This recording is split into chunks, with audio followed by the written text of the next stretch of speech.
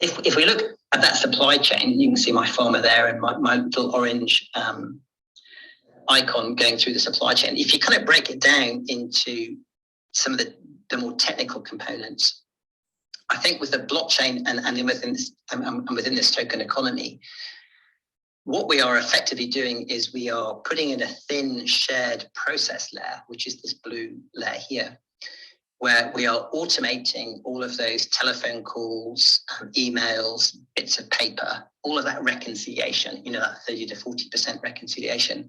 We're automating that in our shared processes in the blue.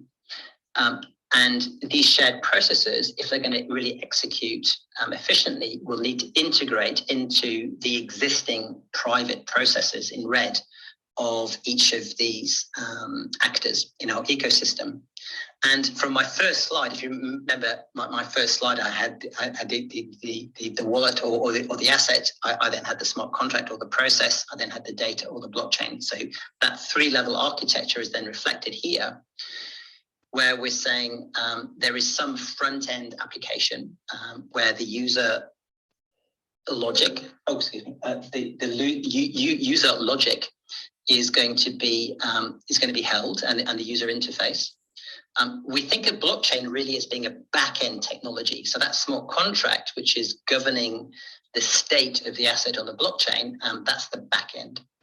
So you have this three-layer architecture, and imagine a world where we've got rid of all of that reconciliation. So things happen automatically via a smart contract, where we can play with microtransactions, do everything instantly and automated, and with that full visibility and transparency. And you suddenly start thinking, holy smokes, how that supply chain could be automated is just mind-blowing. We throw in some IoT, maybe a cold chain, for example. This might be a pharmaceutical supply chain, and we care about the drugs being kept at a certain temperature. So that's going to improve the ability to settle. Maybe if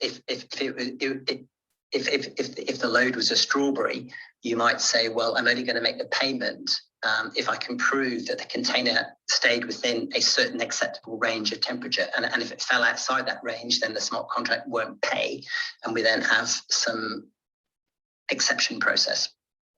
AI could be phenomenally important too, because one of the ethical problems of AI is where has the data come from, which is training the AI capability, and where are the rewards of this AI application going, and are they being shared with the original owner of that data? Well, within a blockchain, of course, we now have a new class of data which has provenance and ownership, which simply does not exist today. And that provenance and ownership enables us to look at the business model around AI and start saying, gosh, we can be a whole lot more confident about the data that we're training this AI on, and we can develop business models that encourage the sharing of that data and the improvement of that data, because we can reward the owner of that data. So I think the implications for the models that we can build, again, is kind of scary in terms of the scope of how far this could go.